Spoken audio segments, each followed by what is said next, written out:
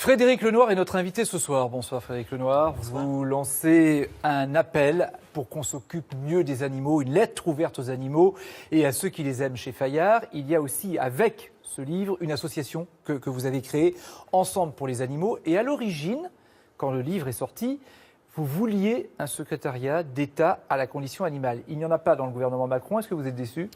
En fait, effectivement, cette association Ensemble pour les animaux vise à fédérer des personnalités d'autres associations pour mener des grands combats. Et le premier qu'on voulait mener, c'était demander la création d'un secrétariat d'État à la condition animale pendant notamment les législatives. Et qu'on a vu que Nicolas Hulot a été nommé ministre de l'Environnement, c'est un grand ami des animaux. Donc ça vous a rassuré ? Ça nous a rassuré et on se dit attendons de voir ce qu'il va pouvoir faire avant de lancer cette pétition.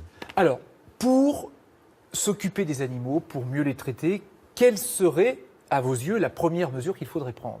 Alors je crois qu'il y aurait une chose très importante, en dehors de ce secrétariat d'État ou d'une autorité administrative indépendante comme le CSA, qui tiendrait compte de l'intérêt des animaux, ce qui n'est jamais le cas dans les décisions gouvernementales. Il y aurait, je pense, à mettre en place un label éthique du bien-être animal. C'est-à-dire qu'on puisse respecter les animaux dans leur vie, dans leur mode de sociabilité, le fait qu'ils aient de l'espace pour vivre lorsqu'ils sont élevés.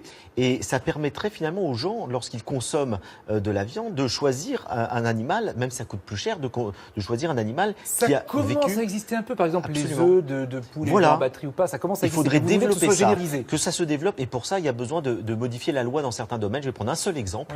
Oui. Actuellement, l'abattage à la ferme est interdit, en dehors de la consommation propre de l'agriculteur, de l'éleveur. Il faudrait le généraliser, parce que tant qu'il y aura les abattoirs qu'on connaît aujourd'hui en France, qui sont tous épouvantables, on ne pourra pas faire un label éthique du bien-être animal. À condition aussi qu'il y ait des mesures d'hygiène, évidemment, dans l'abattage chez soi individuel.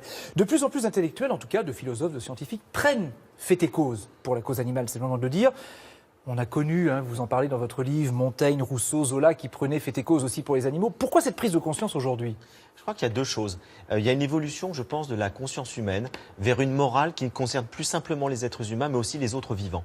Et vous savez, déjà Schopenhauer et Darwin disaient au XIXe siècle, le sommet de la morale, c'est de s'occuper aussi des animaux qui sont les vivants les plus lointains de nous. Parce qu'avoir de la morale uniquement pour ses proches, c'est pas très difficile. Avoir une exigence morale, se sentir responsable d'êtres qui sont plus loin de nous, ça a été le cas dans toute l'histoire, à travers ce qu'on a vu. On est passé progressivement de la barbarie aux droits de l'homme. Et bien aujourd'hui, tenir compte des animaux, beaucoup d'intellectuels se rendent compte que c'est le sommet de la moralité. Avec ce procès qu'on doit vous faire, j'imagine, quand il y a tant de misère humaine dans le monde, pourquoi s'occuper des animaux ? Est-ce qu'il n'y a pas une priorité à établir ? Alors d'abord, c'est souvent très hypocrite parce que la plupart des gens qui vous disent ça, on a envie de leur dire qu'est-ce que vous faites vous pour la misère dans le monde ? Généralement, pas grand-chose. Donc c'est souvent un prétexte parce qu'en réalité, il n'y a pas de différence. Vous savez, si on regarde l'histoire, où on s'aperçoit que les personnes qui ont le plus combattu pour les animaux, pour l'émancipation des animaux, que ce soit au 19e ou 20e siècle, ce sont aussi les gens qui ont combattu pour l'émancipation des droits humains. Ce sont ceux qui ont lutté contre l'abolition de l'esclavage, ce sont ceux qui ont lutté pour l'émancipation des femmes, pour les ouvriers, comme Zola et bien d'autres dans le monde anglo-saxon. Donc en fait, il n'y a pas une compassion pour les hommes d'un côté, une compassion pour les animaux. Comme le dit Lamartine, et j'ai mis cette phrase en exergue de mon livre parce que je la trouve remarquable, il dit on n'a pas deux cœurs, un cœur pour les humains, un cœur pour les animaux. C'est certainement vrai. On a du cœur ou on n'en a pas. Sauf que, et vous le dites aussi dans votre livre, notre attachement aux animaux, il s'arrête à l'assiette. Parce que quand on mange un animal, quand on mange de la viande, c'est un animal. Quoi. Est-ce qu'il faut devenir végétarien ? C'est notre schizophrénie morale. Oui. Et alors, je pense que l'idéal, si on veut évidemment ne plus exploiter les animaux, c'est le végétarisme. En attendant, je pense qu'il y a des solutions intermédiaires.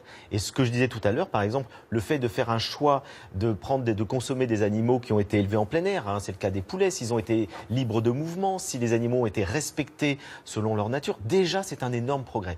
Évidemment, ça amène à consommer moins de viande parce que ça coûte plus cher. Et je pense que le choix qu'on est en train de faire aujourd'hui dans nos sociétés, c'est de consommer moins de viande parce que c'est un progrès à la fois pour la santé humaine, pour les animaux et pour l'écologie. Un progrès éthique aussi. Éthique aussi. On y revient. On revient à ce que vous dites dans ce livre, Lettre ouverte aux animaux. Merci Frédéric Lenoir d'être venu nous en parler en quelques minutes.